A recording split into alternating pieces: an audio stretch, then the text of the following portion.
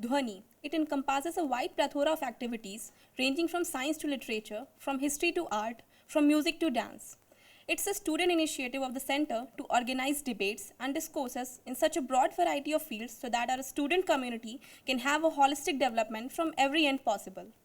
Due to the challenges presented by the COVID-19 pandemics, our activities had to be temporarily paused, but we are thrilled that our organization is again active.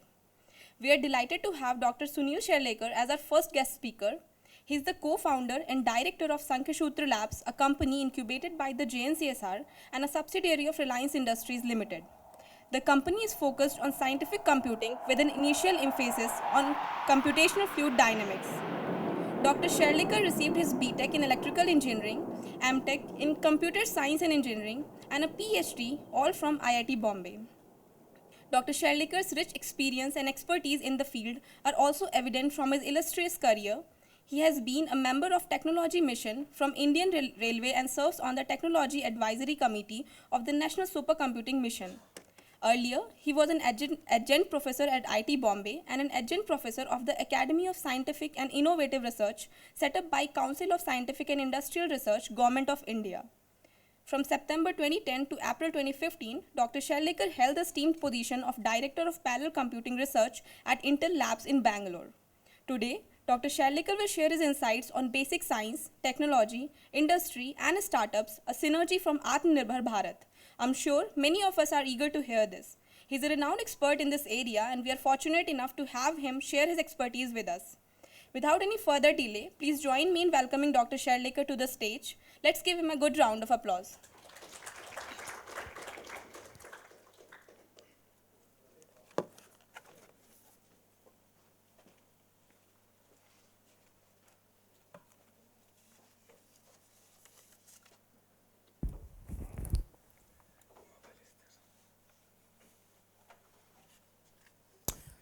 Okay, so thank you very much for the kind introduction, and yeah, I feel like it's a classroom. Everybody starts sitting from back benches to front. Anyway, that's okay. Let me start by there's a nice book called Random Walk in Science. If you can get hold of it, you should read it. It's really good. So, in one of those chapters there's a story about jams and marmalades, where one traditional English woman is there in a restaurant and she asks for marmalade, and this waiter brings one whole bunch of pots with a lot of jams, and she says, but that's not marmalade, that's jam. So, that artificial distinction that today exists between basic science, applied science, technology, I think it's artificial. It's like the difference between jams and marmalades.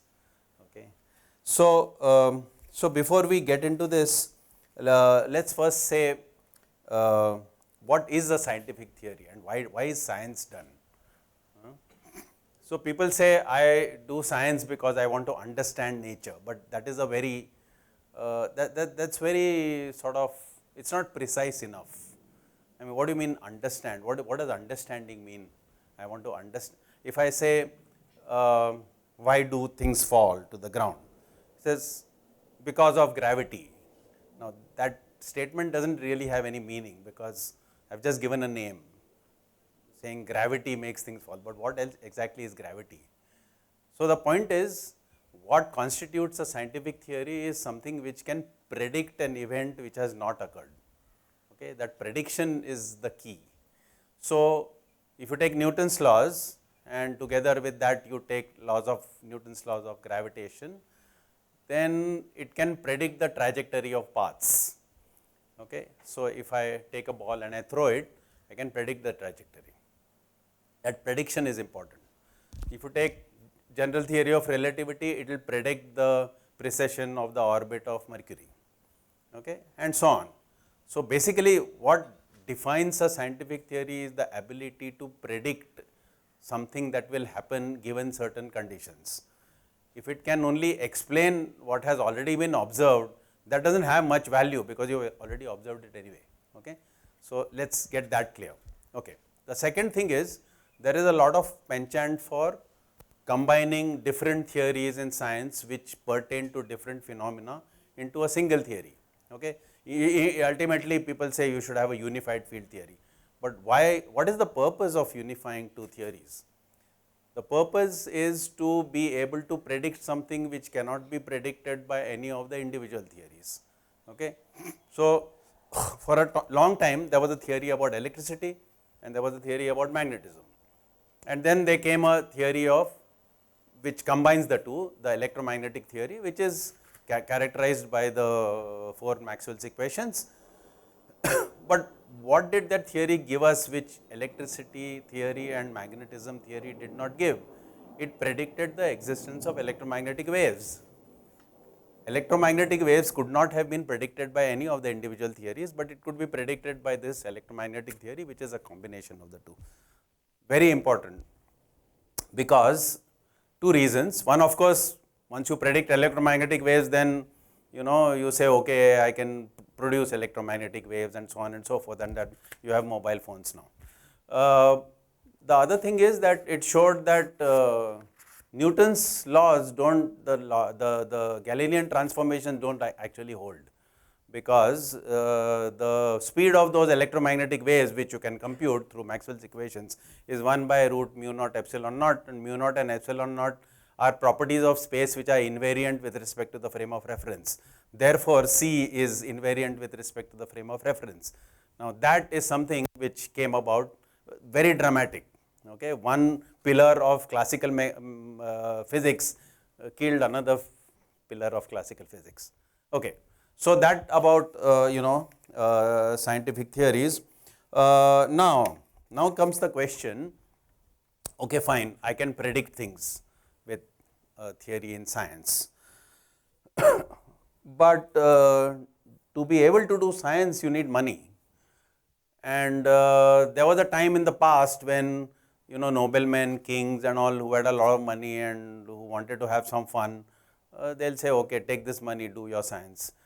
But today, when the average citizen has to pay for doing science, and if all that science says I will predict something, what's the point?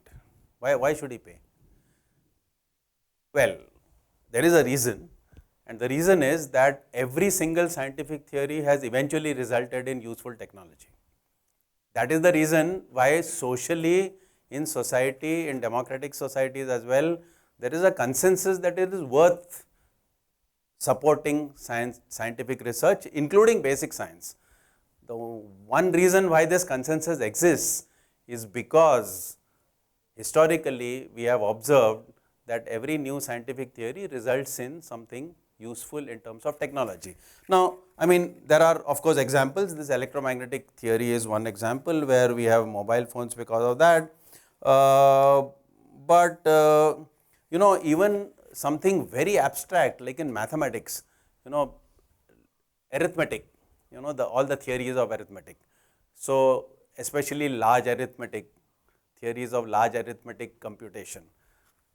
That is really abstruse. Pure mathematics is really abstruse. But then even something as abstract as that is useful for cryptography. Okay, without cryptography, secure communication or secure data processing is not possible. Now, that became possible by something as abstract as large integer arithmetic. Now, if even something as abstract as that can eventually become useful, then there is a strong hope or even a belief that anything you do in science or maths will eventually become useful, and it has been shown to be the case. That is the reason why scientific research is commonly funded by not just industry, but by governments as well. Now, let us look at technology and see what is the difference between science and technology. So, technology is something which makes things, either products or processes, and anything that works is fine. Okay, you don't need to have a scientific explanation for something that works. There was a time, if you remember, during the Roman era, so many people used to, people used to build dams, people used to build bridges, people used to build canals, people used to build multi-storied buildings, and forget science. Romans used Roman numerals with which you can't even do arithmetic properly. You can barely figure out how to add two numbers if they are written in Roman numerals. Forget multiplication. So, with that kind of a constraint, science as such as we know it today was simply not possible. But nevertheless, they did all this. They did all this engineering, and that was sort of done by trial and error. Now, let's see what science will do. Okay, but before that, in the abstract, what I want to say is the key difference between science and technology is that technology solves inverse problems. Okay, you know what an inverse problem is. For example, I'll give you some examples, but basically, if I am given something and I am told, tell me how it works. Okay, if I am given the description of a camera, let's say, tell me how it works, then that is science. Okay, I can use scientific theories of optics and signal processing and computation done on that optical signal and so on and so forth, and how it is displayed on the screen, etc., etc. So that's science. But what technology will say is, I want a camera with these characteristics, make one. Okay, that's exactly the inverse problem. So that's what is called an inverse problem. In science also, inverse problems do occur, but another very interesting example is when you make silicon chips. So there, in all the processes that you do on the silicon, they require masks. So what does a mask do? It makes sure that the process that you are carrying out is carried out only in certain parts of the chip and not the others. So the mask will mask out those areas where you don't want that to happen. For example, you want to dope silicon with some impurities. You don't want it to be doped all over the place. You want it to be doped only in certain places. So the other places have to be masked out. Now, the way it is done is that the mask is there, and then on that you shine light, and the light goes through only certain parts, which according to what the mask is, and those parts there is something called a photoresist, and that get exposed, and that can be peeled off, and then because it is exposed, and then you put the dopant, and that doping will only happen in those parts. So far so good. Now, what unfortunately happens is, as the transistor sizes become smaller and smaller, the masks become such that those windows through which the light has to pass and hit the photoresist, those windows start becoming smaller and smaller. Now, what happens when the window is very small? There is diffraction. Okay, and when there is diffraction, then things which diffract through two windows will also interfere. So what will happen on the photoresist is not what the mask is. Okay, you won't get all those rectangles, for example. You will get some blurred stuff, and then that's not what you want. Now, science will tell you what kind of blurring will happen. You give me a mask, you give me the wavelength of the light which is being used, and I'll tell you what kind of interference will happen, what kind of diffraction will happen. Science will tell you very precisely. But what does technology want? Technology is telling you that I want these kinds of rectangles on the photoresist. Tell me what mask I should make so that after diffraction and interference, it will produce that pattern on the photoresist. That is the requirement. Okay. Now, that's a very, very different and very difficult problem compared to saying that this is the situation, tell me the diffraction pattern. Okay, that's much easier. Now, I am not saying that's not useful, because even when I am trying to design this mask, which is supposed to satisfy the criteria which I just described, so I'll start with some trial mask. Then I'll use science to find out what is the pattern that mask will actually produce on the photoresist, on the chip, right. Then I will say, okay, not good enough, then I will tweak the mask. I will again use computation to find out what the pattern will be, and I will keep iterating. Now, unless science tells me what will happen, I can't design the mask so that it does what it's supposed to do. Okay? So, science is useful, but on the other hand, if you want to develop technology, then that is a step ahead, which uses science, but it requires far more than just the explanation that science will give you. Okay? So, that is the key difference between science and technology. Technology wants you to solve inverse problems. I want this, do it. Tell me how you will do it. Make some equipment, make some device which will do it. Science will tell you, here is an equipment, tell me what it will do. The second one is useful for the first. Now, let us look at how it was the other way. So, we figured out what science will do for technology. So, first thing is that you get a better and faster design of new products. So, like I said, bridges were built by Romans, but the point is once in a while they will fall. And it took a long time to figure out why once in a while those bridges fell. It was essentially because of the resonance that was caused when our army went marching on it. Okay? And if the frequency of the steps coincided with the resonant frequency of the bridge, then the bridge will sway and fall. Okay?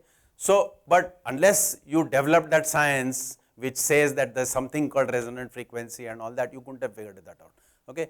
So, if you have science, then you can design products which are much more reliable, because you can analyze the design and find out whether the product will work reliably. It will also tell you what is the performance of the product, how efficient it is, whether it is how much energy it consumes, for example, and so on and so forth. Okay? So, basically if you want to tune the performance of and reliability of any particular product, then if you use science, then you can compute that performance or the reliability before the product is even manufactured. And that is very useful, because for two reasons. One, that the cost reduces, okay, because you do not have to keep experimenting with the product. You keep analyzing the product design based on certain scientific principles, and that tells you whether the product will work as per your requirement or as per your desire. The second is that this particular analysis by using scientific principles is much faster than actually prototyping the product and trying it out. Okay? I mean, take an extreme example of an aircraft. I mean, if you design an aircraft and then I want to know whether it has sufficient lift from the wings or sufficient drag or not too much drag and so on, then imagine having to make the aircraft and try it out and then say, oh, it does not work. Now, that is so damn expensive. On the other hand, if I can take the design of the aircraft and throw it to a tool which does computation using some scientific equations and says, okay, this is what it will do, this will the lift it will cause, this will the drag it will experience and so on. And then I say, okay, it does not suit my purpose, not good enough, then I will start tweaking the design. Okay? But then all this is being done without making the aircraft, which means not only is the process faster, it also reduces the cost, and it is likely to produce an aircraft eventually which is far better in terms of its performance and in terms of its energy consumption and so on, than not using any scientific principles and just tweaking around, which is what I guess Wilbur Wright and Orville Wright had to do. So, basically experiment and simulation, these are the things which science provides for you to design products much more efficiently. Okay. The other thing is that basic science research is the only way to develop breakthrough technologies. Okay. So, normally if I want to design a product, what I will do is I will make incremental changes to products which I already have, and I will use science to figure out if those incremental changes are going to serve my purpose, or I am going to get a better product. That keeps happening. For example, Boeing, if you have noticed the older wings and if you have noticed the newer wings of Boeing aircraft, the newer wings, the wing goes like this and turns around at the end like this. Okay, that thing is called a winglet. So, that small change in the design of the wing made a significant difference to the lift that the wing generates.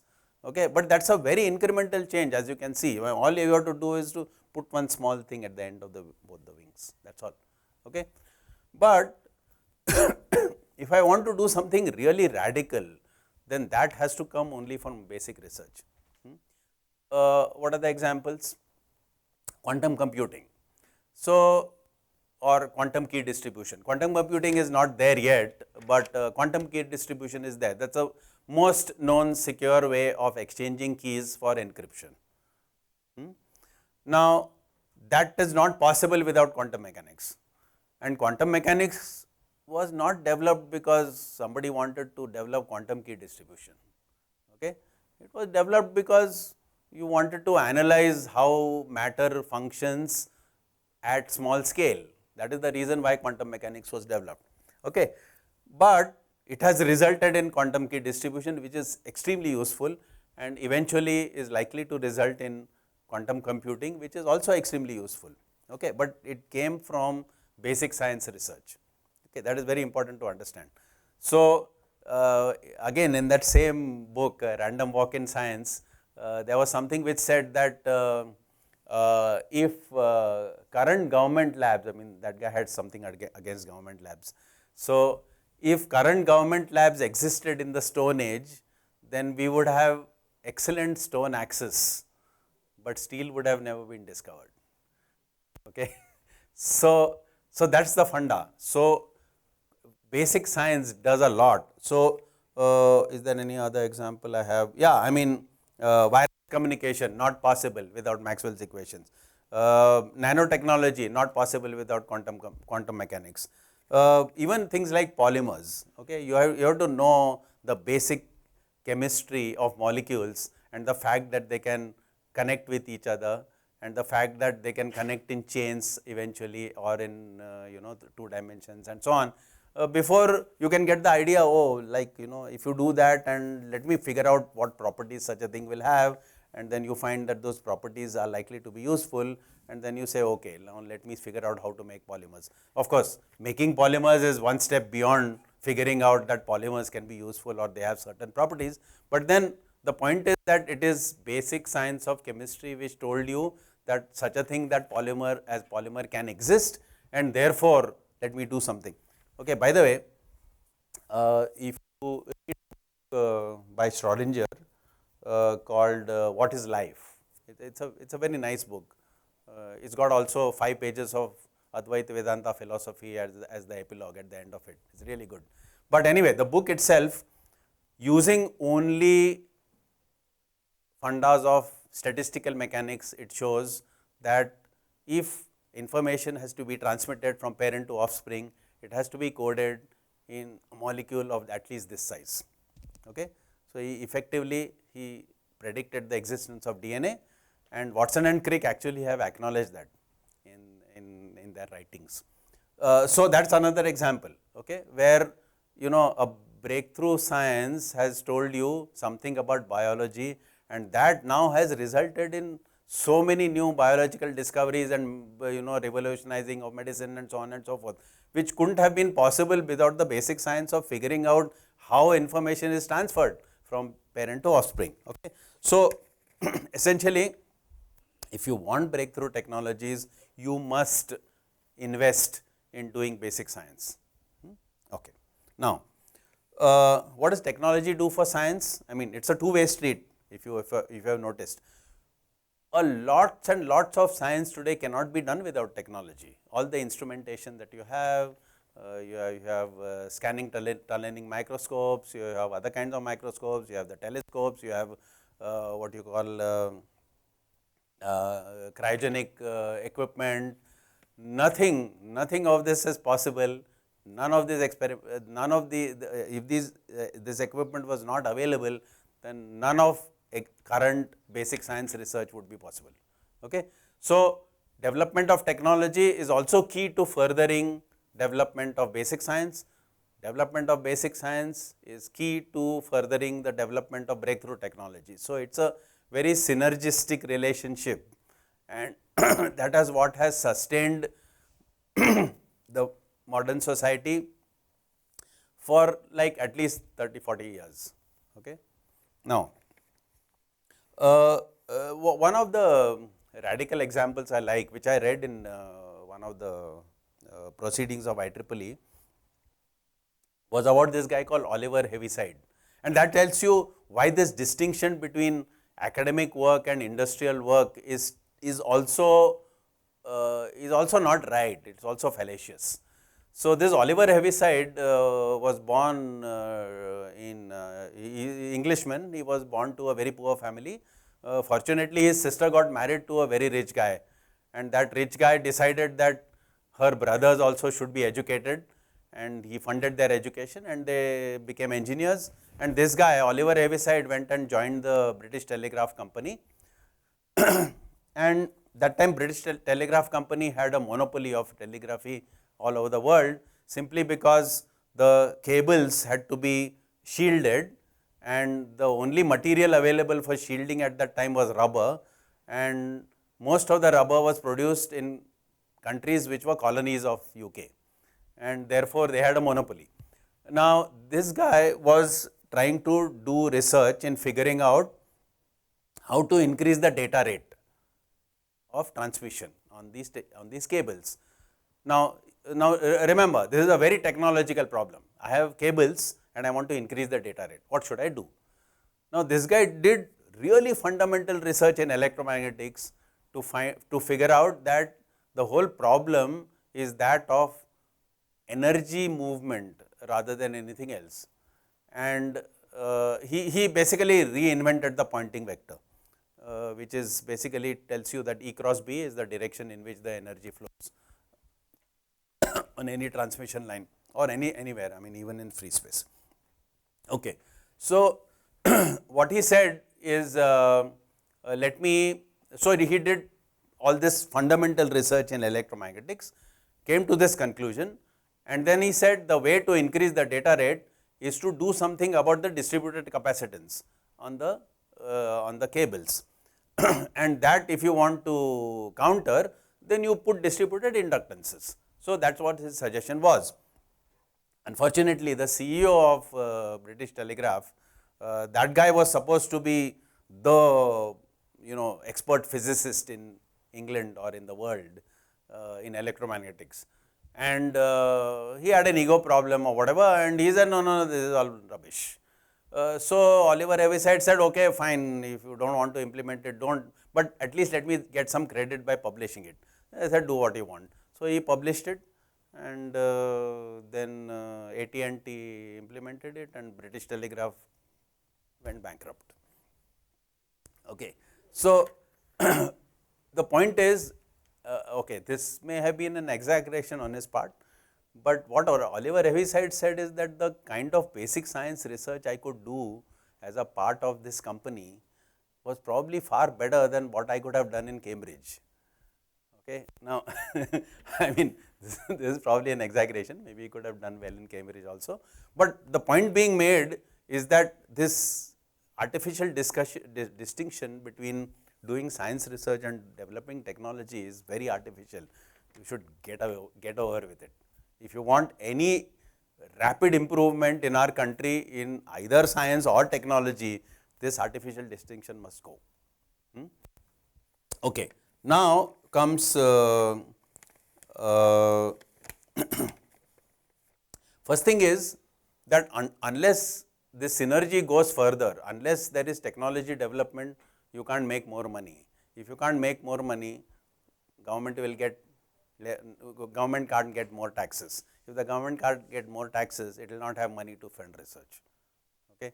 So, that is another reason why it is very important that scientific research eventually goes into technology, because that will make money and that will fund scientific research, and then it's a virtuous circle. Okay. Now, however, now let's come to the problem. Now, if we only do science, now it becomes country specific. Any, like I said, any basic science research that you do eventually results in technology, and therefore, generates wealth and economy improves and so on and so forth. But the point is that if you have different countries in the world, then whatever science research we do in India must specifically benefit India. Just that it benefits developing some new technology and creating wealth. If it happens somewhere else, then that has no value to India. Why should India then fund that scientific research? So, you have to make sure that Indian economy benefits from that scientific research. Now, what is the method of making sure that Indian economy benefits, not the world at large? I am doing good to the world, all humanity is one, Vasudhaiva Kutumbakam and all. Oh, okay, it's good to, I mean, that's a good ideal, but you have to get down to earth now. So, one has to figure out what are the techniques for transferring the outputs of scientific research to industry. Now, this thing goes on. I mean, there are hundreds of seminars that are held on academia industry interaction. Okay? There are no formulae for it. You have to just make sure that you keep talking to one another. That's good enough. And someday, somewhere, some faculty member, someday, somewhere, some guy in industry will figure out that this is useful, and some collaboration will happen, new products will develop, and good things will happen. Okay? But there is a fundamental problem in simply transferring or attempting to transfer, especially disruptive technological research or disruptive scientific research. What does disruptive mean? It goes and disrupts the existing industry. So, for example, when aircraft first came, people said, I mean, what's the point in risking yourself trying to fly when you can so comfortably go by boat or train? And it was a valid argument, okay? Because aircraft were unreliable in those days, so it was dangerous to fly. But the point was, what was missed is that this disruption eventually is going to create trouble for those who don't adopt it, because eventually the aircraft did become reliable, and those who did not adopt it, they got left behind. So, anything which causes disruption has a big problem to be adopted by people who are already entrenched in that domain. So, people running railways and people running boats or ships, they were entrenched in the transportation domain. They will not want this disruption. Okay? So, they will try to resist it, talk against it and so on. So, it happens in industry at large. There was a time when, so this is called a paradigm shift. So, there was a time, do you know who invented electronic quartz watches? I mean, if you try to guess, you will say Japan, but that is not true. It was invented by Switzerland.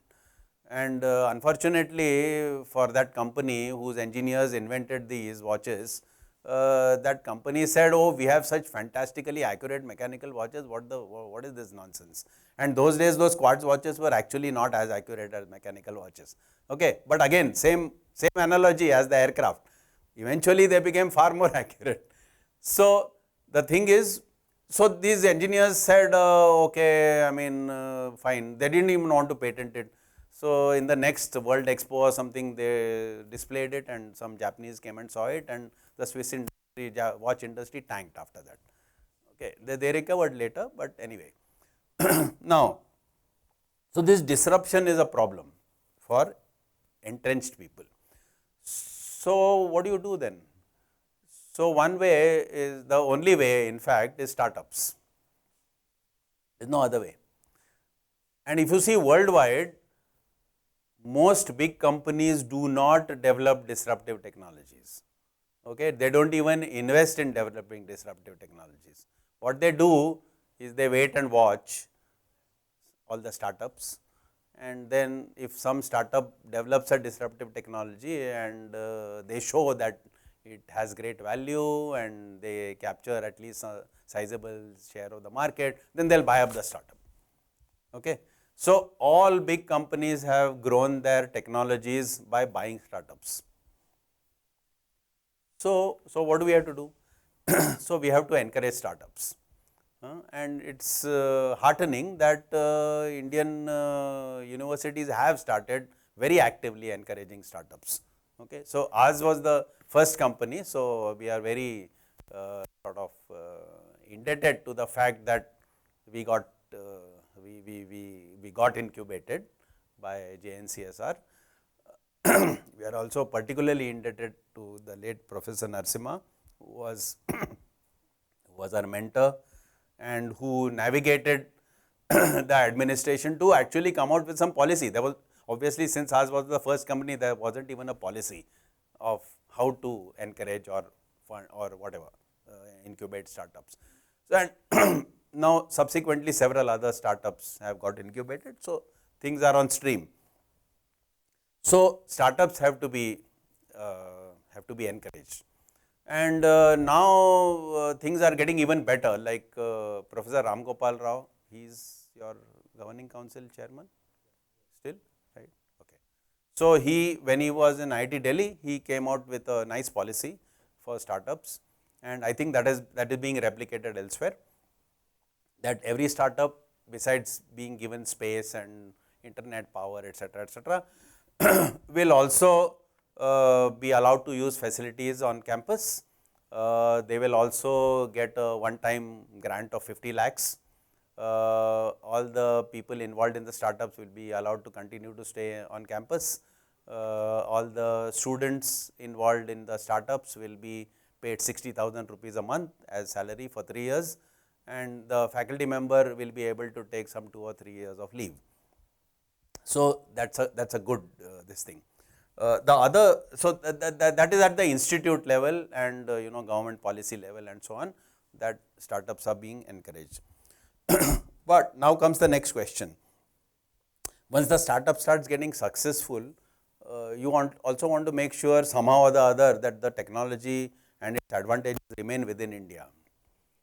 Okay. Now, which means you still have to go through the process of encouraging or somehow figuring out how to motivate existing big industries to buy the startups. If the startup goes public, then that is a different matter, then they are a big company on their own. But suppose it does not, and their model is that they want to get bought, then somehow the government has to have some policies by which Indian industry is encouraged to buy them. And that is a serious matter, because I remember one of my friends who started a company in communications in Pune, and he suddenly passed away in an accident, and his wife and his second in command, they were somehow running it, but they wanted somebody to take over. And I had connected them to some of these big companies who I thought should be interested, but eventually they sold it to some American company. And when that news came, I called this guy and I said, congratulations. He said, oh, well, congratulations, but I made money, but I wanted an Indian company to take over. But the problem I had is that the offer I got from the American company were 10 times the offer that I got from any of the Indian companies. That's sad. So, because I mean, the Indian companies couldn't figure out the worth of that. Hopefully, it will change. But what I am saying is that besides these government policies, there has to be something which the government policies do to encourage big enterprises to acquire startups who do not want to go public. Okay. So, do I have anything else? Yeah, I think that is about all I have to say. Questions?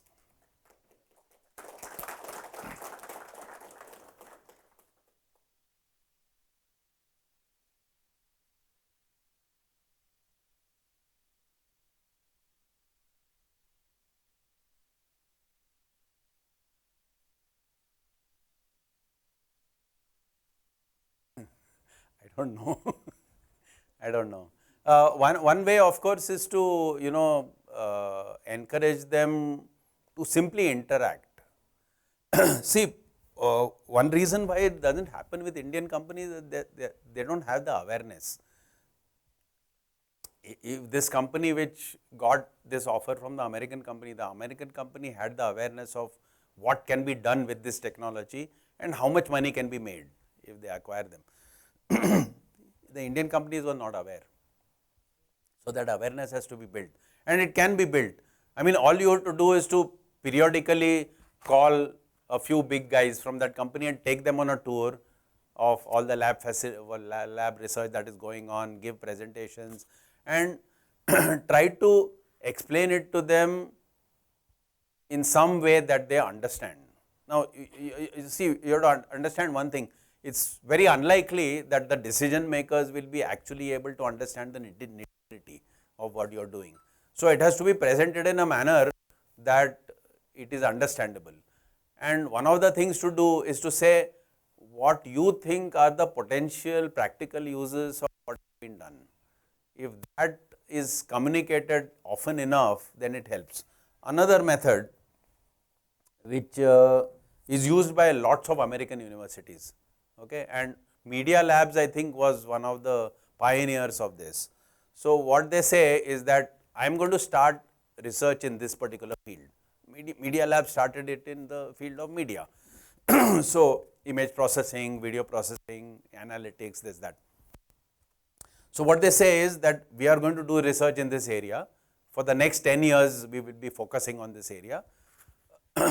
We can't really tell you what we will do, because when you are talking of basic research, then it's not predictable what will come out and what you will do and so on. Even what you will do has to keep dynamically changing.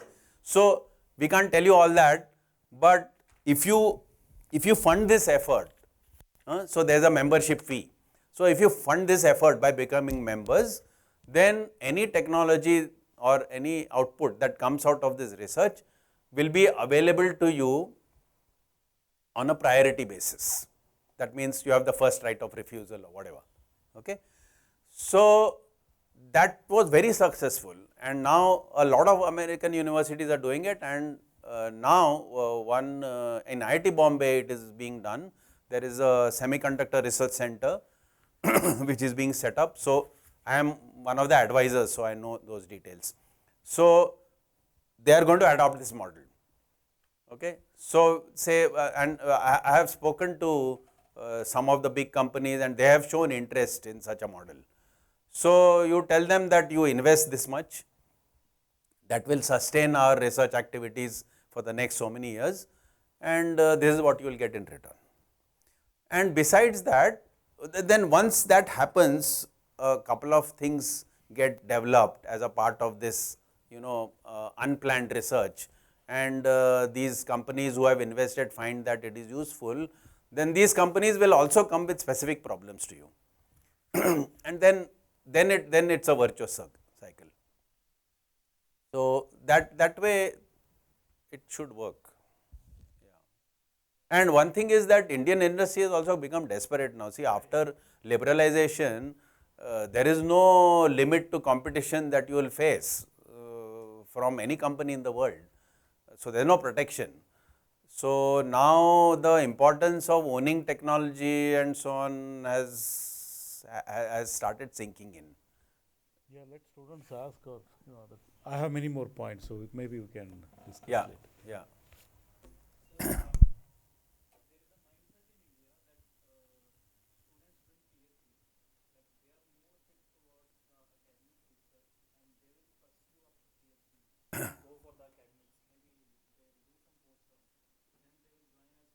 Where is the mindset?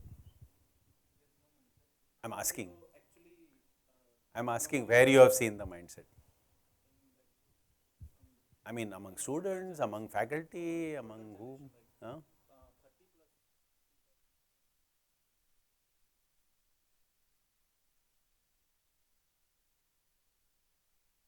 Okay, so fine, I get it. No, so it has been true for a very long time. Okay, but now things are changing. Okay. Now we have many more people, but I will tell you the out of 30, 40 people we have, at least 10 have PhDs in our company. Ours is an industry. Oh, but I'll tell you, there are lots of PhDs working in Reliance also. Okay, they have very large research centers, and they have lots of PhDs. Okay.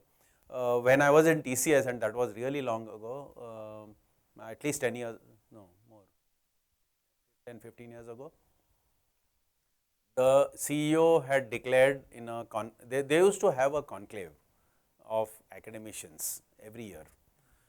So all top institutes, they will invite people, and those people will say what research they are doing, and TCS will say what they are doing, and so on. So nice interaction. So in that, the CEO had declared that every PhD in electrical engineering or computer science I'll hire. Okay.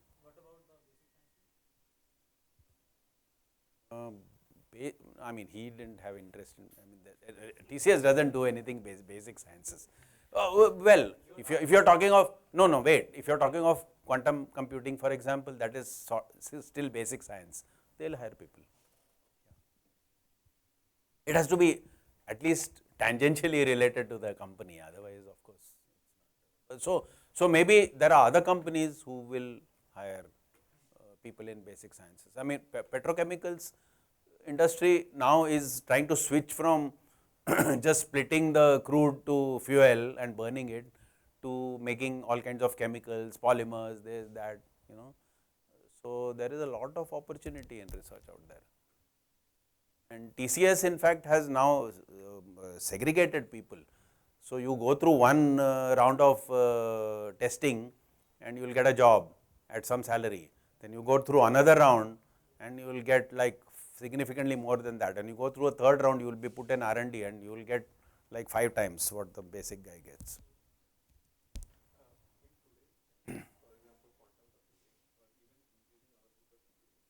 Yeah, yeah, yeah.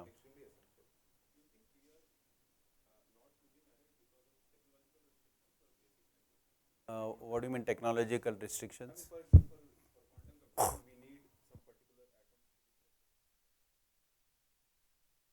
Yeah, yeah, sure. No, I think whatever is needed for quantum computing for any method of creating qubits, whatever equipment is required is not under export control. You can buy it. Okay, so that's not the restriction. That's not the problem. I'll tell you the problem. When it comes to something like quantum computing, which is so damn difficult, okay, what is happening in Indian academia? A lot of people are focused on developing algorithms for quantum computing. I'm not saying it should not be done. Algorithms are also critical. No algorithm which works on a classical computer can simply be compiled on a quantum computer. You need a completely different algorithm, okay, where the guy who designs the algorithm must understand how the quantum computing system works. That's important. But there's a tendency that I'll do that because, I mean, it's not as difficult, and on my own with a few PhD students, I can make a significant impact. I can at least get some very good papers, right? But when it comes to hardware, it is extremely difficult. So I would say that unless there is a collaboration across institutes, things will not move. Which basically means that this idea that I on my own will try to do something and produce something, it won't go too far because it is very difficult. So I say, okay, I want to make quantum qubits using whatever, squids or photons or whatever. Everybody who wants to develop qubits using squids or photons across the country should get together and figure out what to do. Okay, together, then it will work. Like when I was in IIT, that time I was on faculty from like 82 to 95, and we did a project for developing a hardware description language all the tools based on that for synthesis simulation, fault simulation, test pattern generation, everything. And this was collaboratively done between IIT Bombay, IIT Delhi and Semiconductor Complex in Chandigarh. And we used to meet every month for a whole week exchanging things, what we have done. And then those tools were actually used by Semiconductor Complex to design and fabricate chips. This would not have been possible if each of these institutes had worked independently. It would not have been possible because there was not enough competence in a single institute in that area. Today there is, but that time there wasn't, and therefore collaborating across these institutes was critical to the success. So, same situation exists with quantum computing. Unless there is a collaboration across institutes. See, because when you say I want to do I want to make qubits with photons, it's very different from using squids or some, what is it called, some vacant centers, nitrogen vacant centers, something, using diamonds. So, it's very different. So, I don't think in any institute, in any of these particular things, there will be more than a couple of faculty members who are even knowledgeable, forget working in it. So, in which case then what do you do? I mean, you won't progress unless there is a collaboration across institutes. Do we have more questions?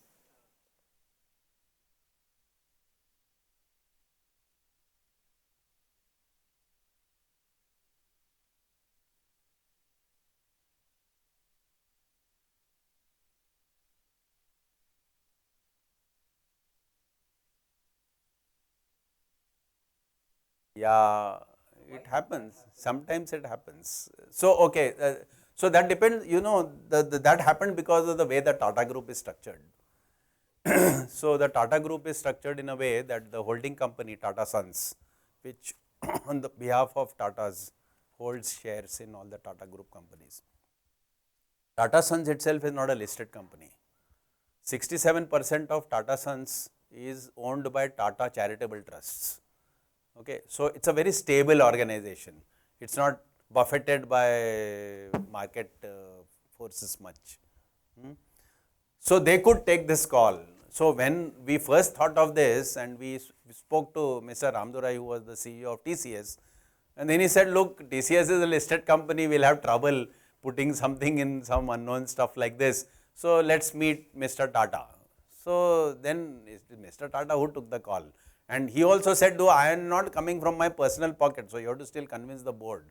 Then we made some presentation to the board and all that stuff. Fine. So that is why it happened. But before that also, JRD Tata also did that. How TCS started? It started in 1968, okay, when IT itself was not a word.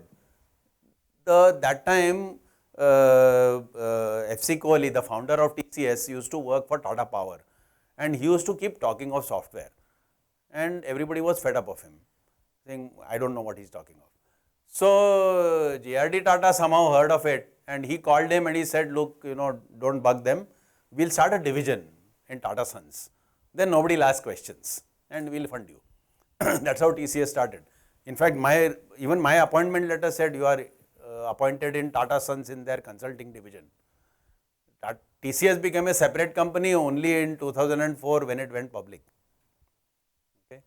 So, those are the reasons why it happened. So, somebody, if there is a visionary at the top and he has the mechanisms to tweak some levers, then he will find some money to. Many of these big industrialists, if you get them excited about something personally, then they might even pull out some money from their pocket, personal money, and put it. Like one of the Infosys guys, he started this brain research center in IISc. And one of those big rich guys is now setting up that 1,000-bed hospital and an entire research center for medical sciences in IISc. More questions? By the way, this collaboration between institutes, that is how internet started. Internet started as this funding agency of the US defense. It started this thing called ARPANET. So ARPANET connected computers across the country, all the research labs of the government and the universities. And you know what the purpose was? The purpose was that within a particular university, the competition and the ego problems and therefore the competition between faculty within the institute prevented collaboration between faculty within the institute. So you create this network so that faculty starts collaborating across institutes. And unless you have this kind of network, they don't have a cheap mechanism of communication to have this collaboration. Okay, that was the purpose of ARPANET. So this business about, being a solo researcher is a serious problem, even in an institute level and across institutes, because most important problems in this world cannot be solved by a solo guy. It requires collaboration, large scale at times. It cannot be done otherwise. There are very, very few instances of great stuff which has been done by individuals. Typically in maths, that Fermat's last theorem was proved by that guy who said, I'll do nothing else for the next 10 years and I'll prove it, and he did. But that was Fermat's last theorem, it's possible. But if you say I'll develop a working quantum computer which will solve a whole set of interesting problems all on my own, sorry, no hope.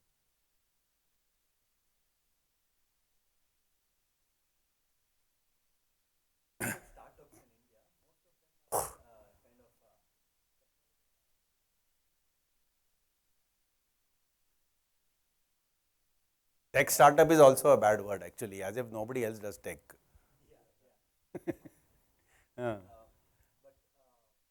Yeah, I understand. They are mostly in e-commerce, something like that. Yeah, sure. So that's a problem. That's a problem today. It's a serious problem, and the problem arises because most of the people who all these venture capitalists who want to put money. Somebody told me before we got this Reliance investment, we were trying to raise money through venture capitalists, and somebody told me that these guys are willing to take risks in sales and marketing, but not in technology. So e-commerce, there's no risk in technology. I mean, anybody given enough number of people, there are so many sharp guys who can write good programs. Making a website for e-commerce is not very difficult. What is difficult is the sales and marketing, and then what discounts you give, and etc. How you collect the data. So that's the problem. Now that will get solved only when a few companies which are doing high tech succeed, some of the startup, which will happen eventually. It will happen. Oh yeah. So I'll tell you, there's a new organization called BETIC in IIT Bombay, biotechnology engineering and something in something center. I keep forgetting the full form. Anyway, so these guys are developing equipment for medical equipment, which will be at least as good as anywhere in the world, and will cost not more than 1/3 to 1/5 to 1/3 the imported cost. Okay. Well, what they do is they start from basic research, then go all the way to developing that product, take it through clinical trials, get certification from the government, and then shift the whole thing. Either some industry will buy it, or they will shift the whole thing to the startup center, incubation center, and they will create a startup. Okay. So I'll give some nice examples. I mean, one of them is that knee replacement. Now, not the kind of knee replacement old people go through. That is just the cap.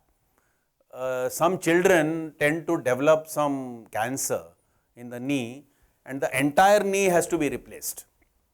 Okay. So they have made one knee replacement where if you stand erect, then it is stiff, and if you lift your leg, it flexes. Okay. Then another thing which you lose hair. I mean, I didn't go through chemotherapy, I just lost it, but you lose hair when you go through chemotherapy. So they found that they've made some device which is connected to a small refrigerator which pumps liquid through that device and you wear it on your head while you are undergoing the chemotherapy and your head is kept at 14 degrees, then you do not lose hair. Okay. Then some calipers, very good quality calipers for people who are stuck with polio. Then some device to extract tissue for checking for cancer. So many things. I am sure each one of them will be a hit. I think we can have more discussion with the tea later. So let us thank Dr. Sunil Shelekar for Okay. Thank you. insightful. Thanks for listening. On behalf of everyone present here, sir, I would like to express our gratitude for the time and efforts you have taken to be with us today, and we sincerely apologize for the transportation No, problem. it's okay. I would like to invite Professor G.U. Kulkarni, President JNCASR, to present a small token of appreciation in the form of a plant to Dr. Shelekar.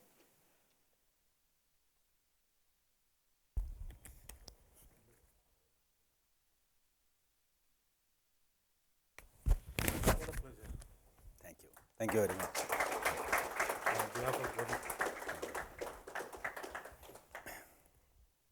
Thank you once again, sir, for enlightening us. Thank you. Before we conclude this session, Oh, yeah, sure. For concerned, maybe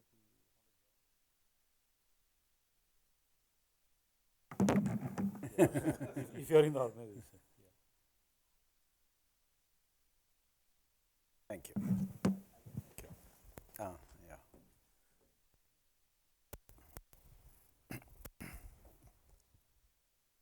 Yeah. so before we conclude this session, I would like to take a moment to express my heartfelt gratitude to the esteemed President, Professor G.U. Kulkarni, President Office, and all the administration department for their constant help and support in organizing this event. I'd also like to extend my sincere appreciation to Professor Shiba Vasu, Mr. Jay Chandra, and Professor Srinivas KR, and the entire Dhwani team for their tireless efforts throughout the event. Last but not the least, I want to thank each and every one of you for being here today and making this event a resounding success. As we look forward to the future, I'm very happy to share that Dhwani has many exciting events planned, and we hope to see you all there. Finally, please enjoy the tea and snacks that have been arranged. Thank you.